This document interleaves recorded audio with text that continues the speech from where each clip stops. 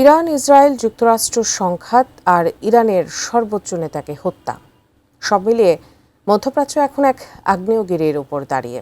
বিশ্বজুড়ে এখন চরম উদ্বেগ বিরাজ করছে যুক্তরাষ্ট্র ও ইসরায়েলের যৌথ সামরিক অভিযান নিয়ে। সার্বিক পরিস্থিতি নিয়ে চুপ নেই শক্তিশালী দুই দেশ চীন ও রাশিয়া, দিয়েছে হুঁশিয়ারিও। বিস্তারিত জানাচ্ছেন তৌফিকুল ইসলাম আশিক। ২৮ ফেব্রুয়ারি থেকে শুরু হওয়া মার্কিন ইসরায়েলি সামরিক আগ্রাসন কেবল তেহরানেই সীমাবদ্ধ নেই। ৩০টিরও বেশি স্থান লক্ষ্য করে চালানো এই হামলায় শতাধিক নিহত হওয়ার খবর পাওয়া গিয়েছে। এর পাল্টা জবাবে ইরানও কয়েক ঘন্টার মধ্যেই মধ্যপ্রাচ্যের বিভিন্ন দেশে থাকা মার্কিন সামরিক ঘাঁটিগুলো লক্ষ্য করে পাল্টা হামলা শুরু করে। কাতার, কুয়েত, আরব আমিরাত এবং বাহরাইনের মার্কিন ঘাঁটিতে শুরু হয় তীব্র গোলাবর্ষণ।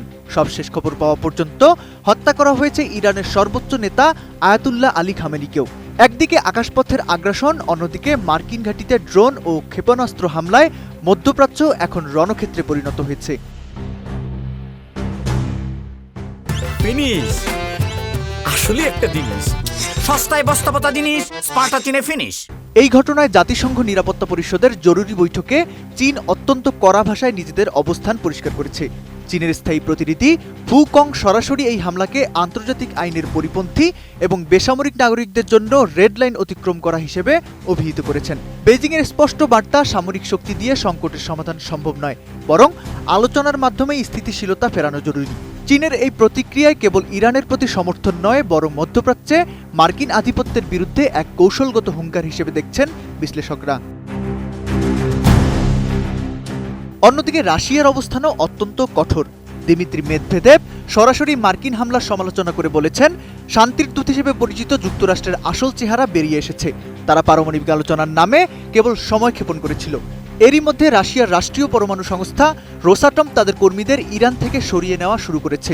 বুশেহর পরমাণু বিদ্যুৎ কেন্দ্রের নিরাপত্তার ওপর চরম ঝুঁকি তৈরি হওয়ায় তারা আন্তর্জাতিক সম্প্রদায়ের প্রতি আহ্বান জানিয়েছে, পারমাণবিক স্থাপনায় যেন কোনোভাবেই আক্রমণ চালানো না হয়। রাশিয়ার এই কঠোর অবস্থান ইঙ্গিত দিচ্ছে, পরিস্থিতি যদি আরও ঘোলাটে হয় তবে মস্কো সরাসরি এই ভূরাজনৈতিক সমীকরণে জড়িয়ে পড়তে পারে। বিশ্বের দুই পরাশক্তি রাশিয়া ও চীনের এই হুঁশিয়ারি ইঙ্গিত দিচ্ছে, মধ্যপ্রাচ্যের এই সংকট আর কেবল আঞ্চলিক নেই, এটি এখন বিশ্বশক্তির লড়াইয়ের প্রধান ক্ষেত্র। একদিকে মার্কিন রণতরী ও ইসরায়েলি বাংকার বাস্টার ক্ষেপণাস্ত্র, অন্যদিকে রাশিয়ার কূটনৈতিক চাপ ও চীনের অর্থনৈতিক প্রভাব। এই ত্রিমুখী চাপে বিশ্ব এখন এক ভয়াবহ মহাযুদ্ধের দ্বারপ্রান্তে। আগামী কয়েক ঘন্টা হতে যাচ্ছে ইতিহাসের অন্যতম সংবেদনশীল সময়। সংঘাত থামবে নাকি নিহতের রক্তে লেখা হবে নতুন কোনো বিশ্বযুদ্ধের ইশতেহার?